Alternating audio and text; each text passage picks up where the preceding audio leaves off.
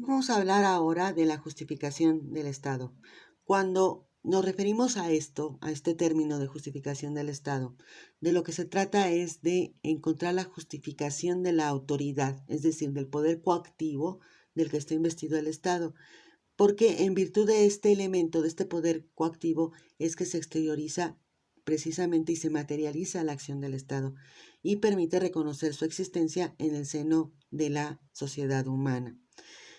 Es además este poder coactivo el que, al ser puesto en ejercicio a través precisamente de la actividad del Estado, nos va a señalar la posibilidad de que la voluntad del Estado se impone sobre la de los particulares, surgiendo así la cuestión de si es justificado o no esta imposición coactiva frente a criterios y principios superiores. Es decir, con este tema lo que se busca al abordarlo es encontrar precisamente cuál es la justificación de esta autoridad, de este poder, es decir, de su imperium, que es uno de los elementos del mismo, del Estado.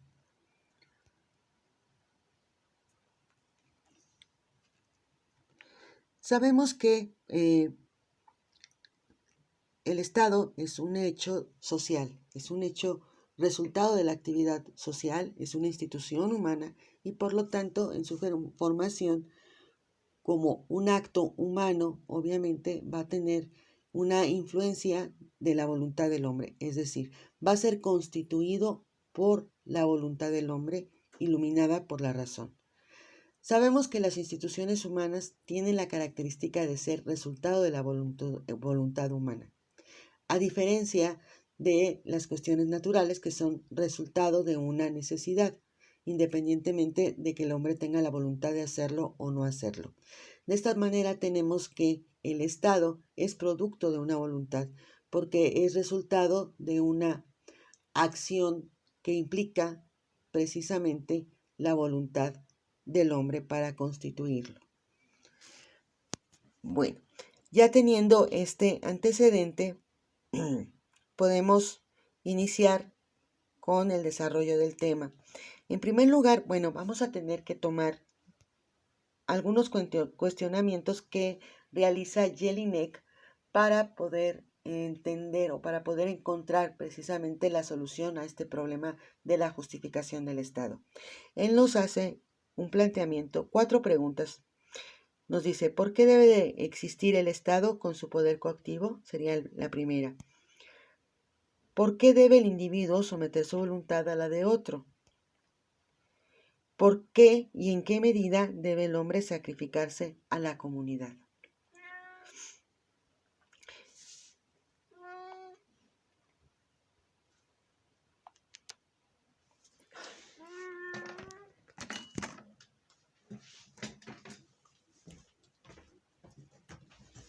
Salte, salte.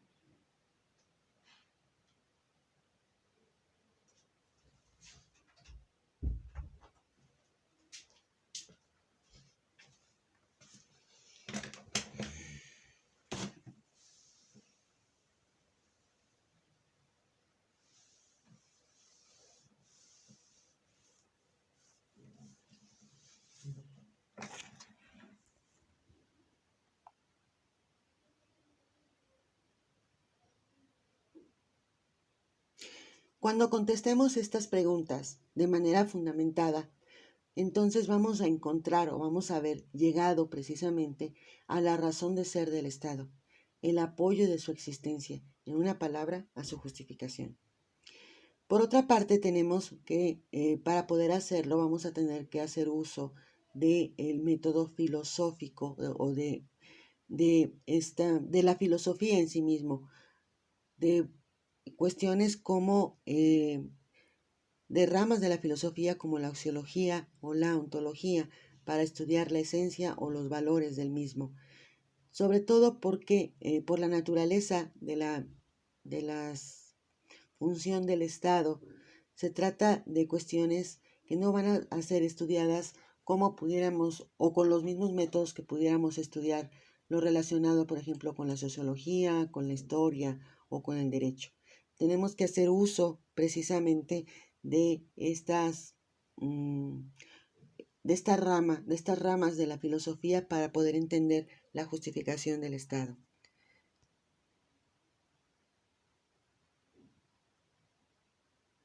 Como vimos anteriormente, el Estado es una institución necesaria porque responde a exigencias propias de la naturaleza humana.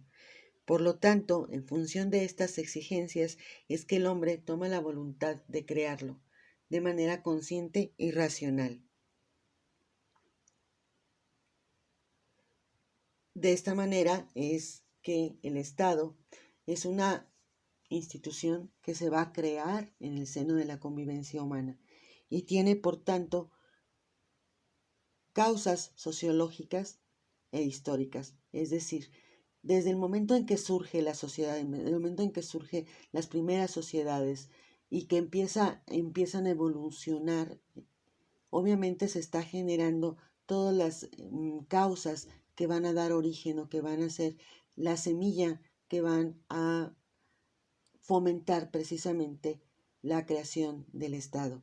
Sin embargo, estas cuestiones sociológicas y también la historia de cada una de estas sociedades no son las únicas causas que van a dar origen precisamente al Estado.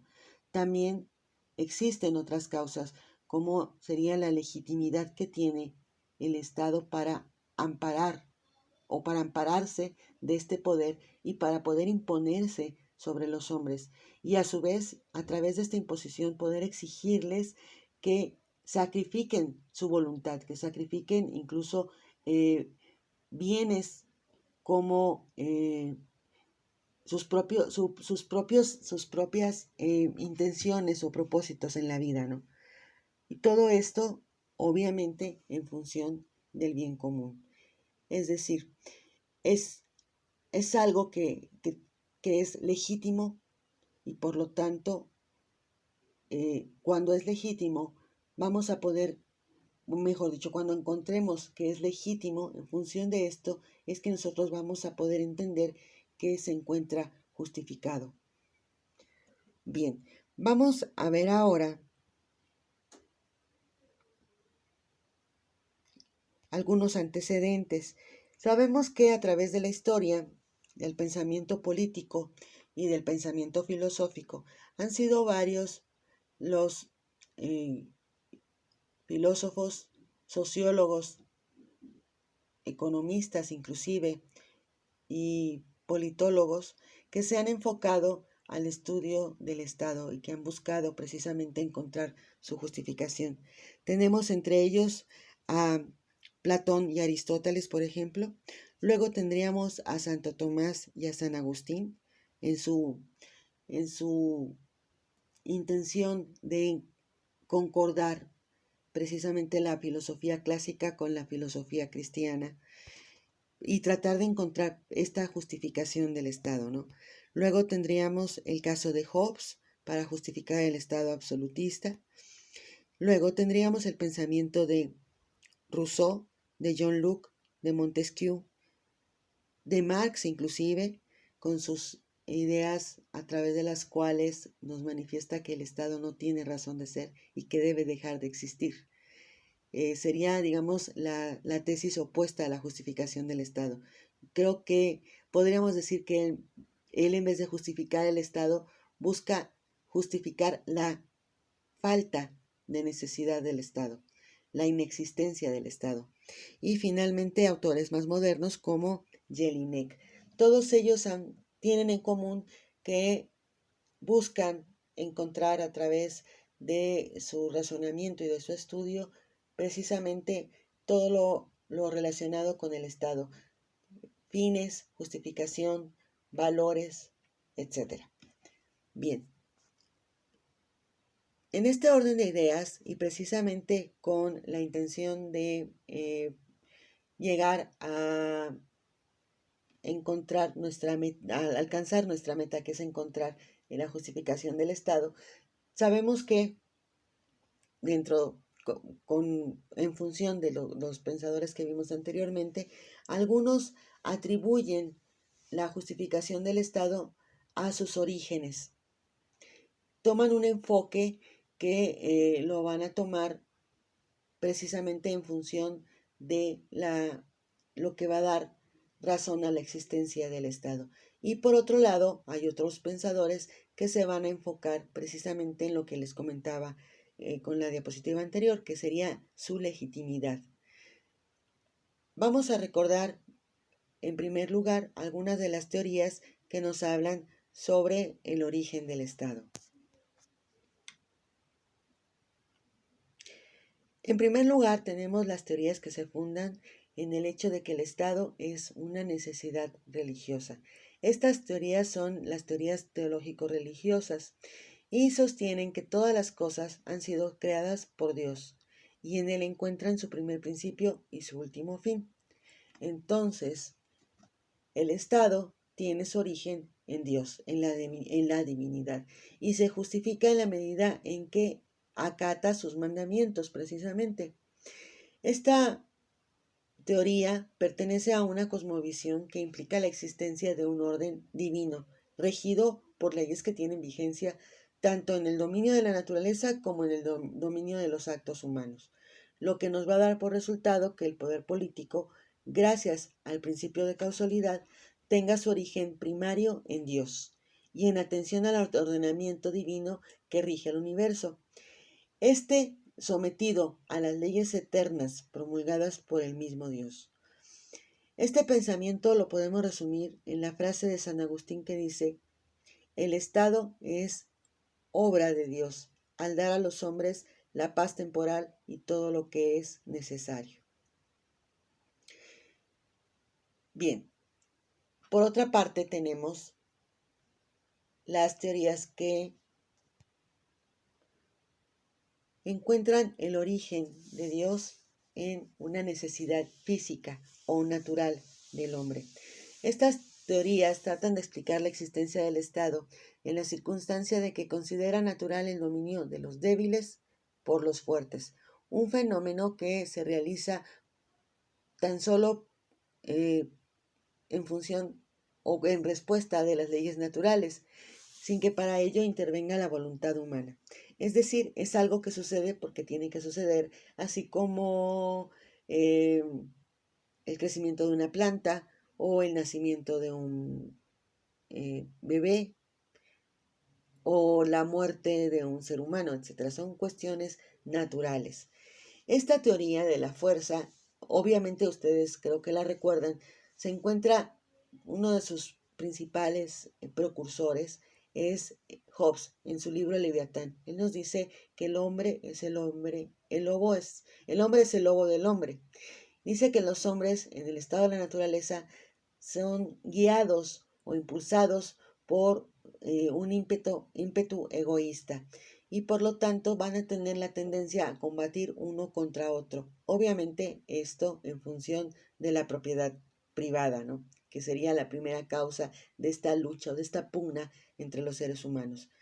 Entonces, también nos dice que el único límite para que esta pugna no llegue a fatales consecuencias va a ser establecido gracias al Estado, quien es el que va a determinar hasta dónde puede llegar precisamente esta pugna. Digamos que el Estado va a surgir para imponer de cierta manera el orden y la paz en la sociedad. Por lo tanto, esta fuerza natural, que era la que se imponía del más fuerte sobre el más débil, esta fuerza va a pasar al Estado y en sus manos se va a constituir como la mejor garantía de la vida pacífica para los seres humanos, para los individuos. Bien, por otra parte tenemos las teorías que encuentran en la fundamentación jurídica la existencia del Estado. Estas teorías van a encontrar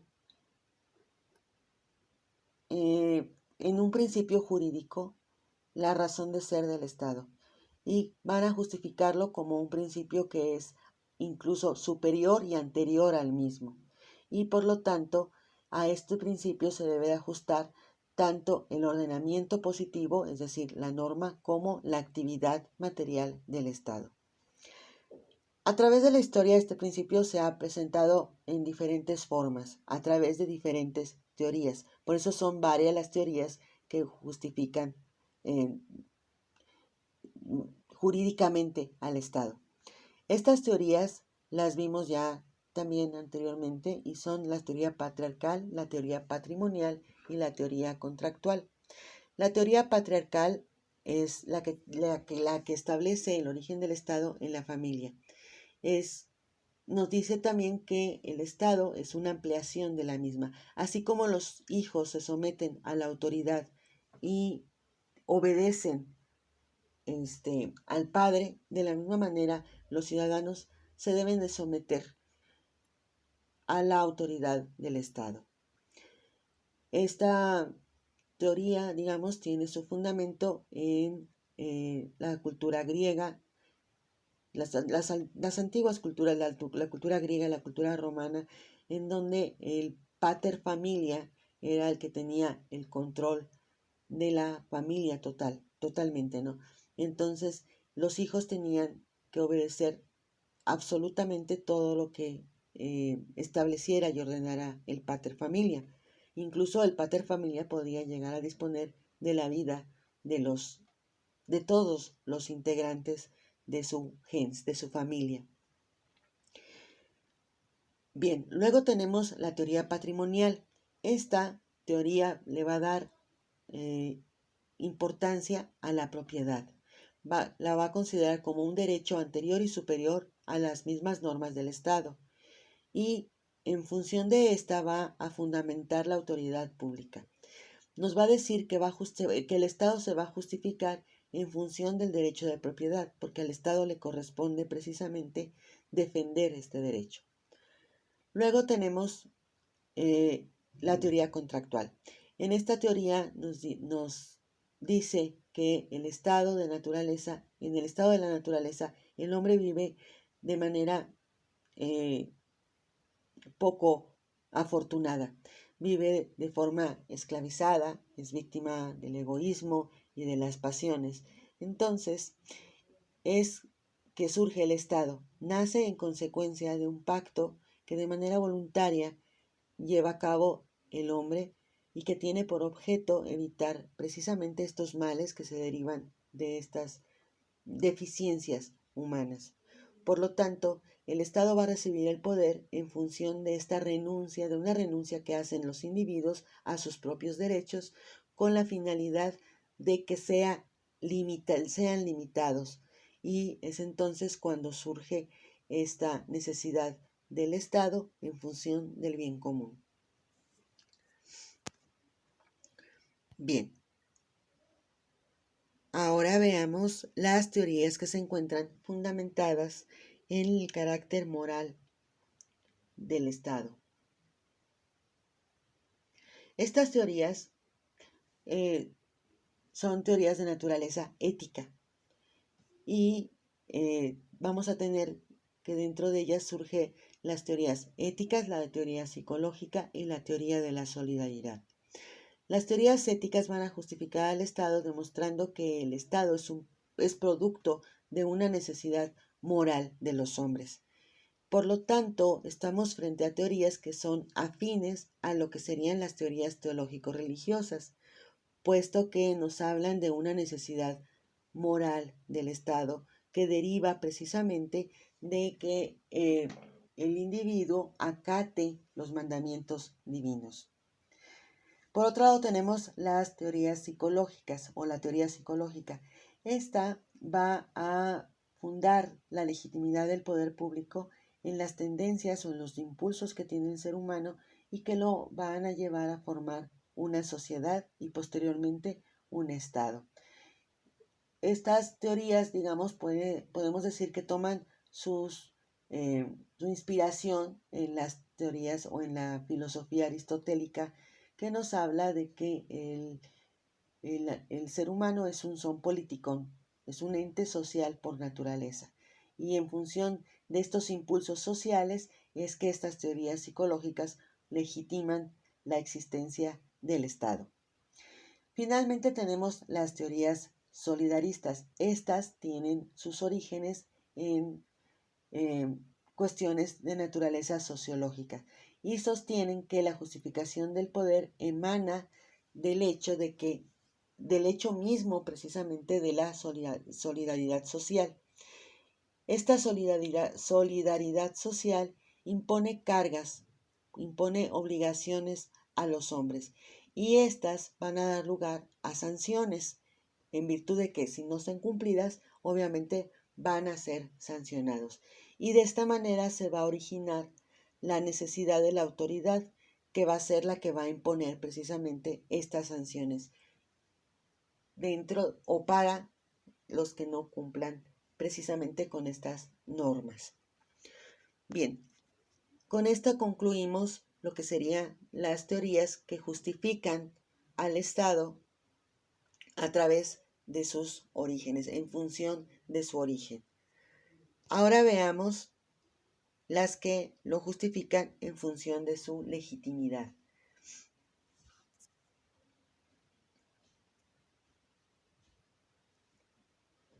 Sabemos que el hombre, para empezar, el Estado tiene su origen en Dios, obviamente porque Dios es el creador del hombre, por lo tanto, y el hombre tiene una naturaleza social y esta naturaleza social es lo que lo impulsa a crear el Estado. Es un origen en Dios que no es de naturaleza inmediata, sino es un origen mediato, es decir, lejano. Digamos, es el origen primero, el origen inicial. Y en función de esto, es que el hombre, al ser creado por Dios, tiene esta naturaleza social. No puede llegar a ser un hombre que obtenga o que llegue a alcanzar su perfección de manera individual, aislado. Necesita de sus semejantes para satisfacer sus necesidades individuales. Y de esta forma es que el hombre en sociedad puede tener y puede alcanzar precisamente esta perfección.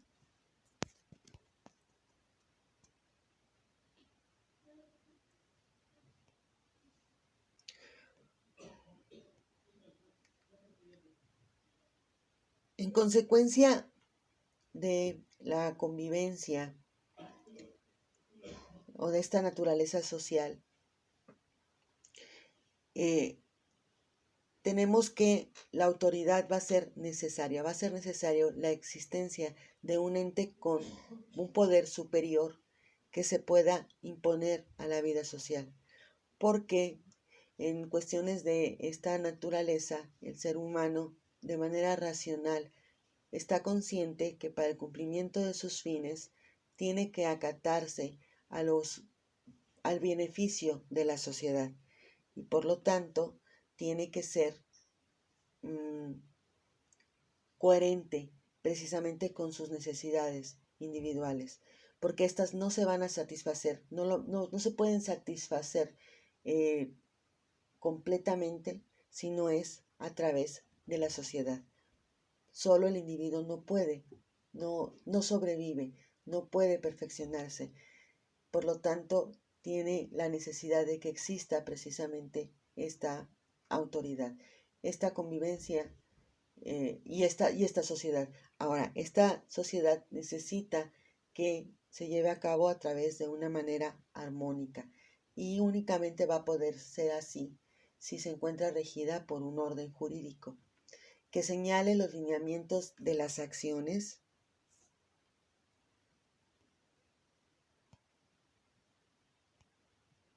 de los sujetos de esas relaciones, señalando la esfera precisa de sus decisiones y de sus deberes, es decir, un ente superior que establezca de manera clara la norma a través de la cual cada uno de los integrantes de la sociedad se va a someter para poder establecer relaciones de una manera armoniosa, armónica, y poder así llegar al perfeccionamiento de su ser.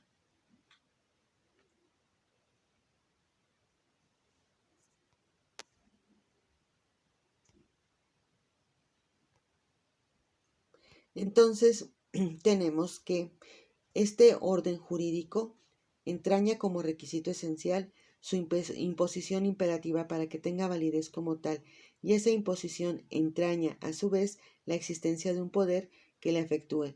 Así aparecen justificados todos los elementos del Estado. Es decir, solamente a través de el orden jurídico es como se va a poder establecer el orden, la paz y la armonía.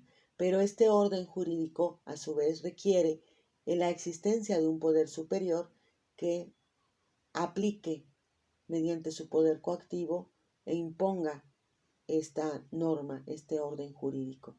Y de esta manera es como se va a justificar precisamente la existencia del Estado. Entonces, tenemos que el Estado se justifica porque su naturaleza tiene también una validez permanente. Como habíamos visto anteriormente, el Estado en sí mismo es de naturaleza permanente. Lo que cambia es la forma de gobierno, pero el Estado permanece. Bien, vamos a ver ahora las conclusiones. Tenemos en primer lugar que el Estado debe existir porque su necesidad está postulada por las exigencias mismas de la naturaleza humana. El hombre es un ser lleno de perfecciones, tiene muchísimas cosas buenas, tiene una mente, un ser, principios morales, biológicos, etc. Pero también posee grandes imperfecciones y entre ellas precisamente está su falta o su indigencia social, su falta de capacidad para convivir de una manera sana sin necesidad de imposición de alguna regla, ¿no? Es una indigencia social y esta lo va a obligar.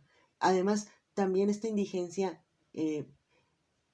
se manifiesta a través de que el hombre no puede vivir, no puede subsistir solo, no puede, la raza humana no hubiera llegado a lo que es ni al tiempo actual si no hubiera sido gracias a que precisamente viva en sociedad. Entonces, esta indigencia social lo obliga a vivir en unión con otros semejantes porque a fin de cuentas es la única forma de que pueda alcanzar su subsistencia y aparte su perfección. Por esto es necesario que el hombre tenga a su alcance ciertos recursos físicos, recursos naturales, recursos culturales, recursos morales, que le ayuden a conseguir precisamente sus fines. Y estos medios o recursos son los que principalmente o precisamente debe proporcionarle el Estado a través del ejercicio de su poder. El Estado está obligado a crear las condiciones propicias para que los hombres puedan vivir y desarrollarse. El Estado debe de fomentar el clima moral colectivo en el que el hombre se realice de manera correcta, a través de una sana convivencia, en un ambiente de orden y de paz y en un entorno de igualdad de oportunidades para que todos alcancen su perfección. Y este ambiente es precisamente el del bien común. El bien común es el fin esencial que está obligado el Estado a cumplir. De esta manera podemos ver cómo es que tanto los fines o el fin del Estado y la justificación del Estado concuerdan. Y con esto terminamos el tema.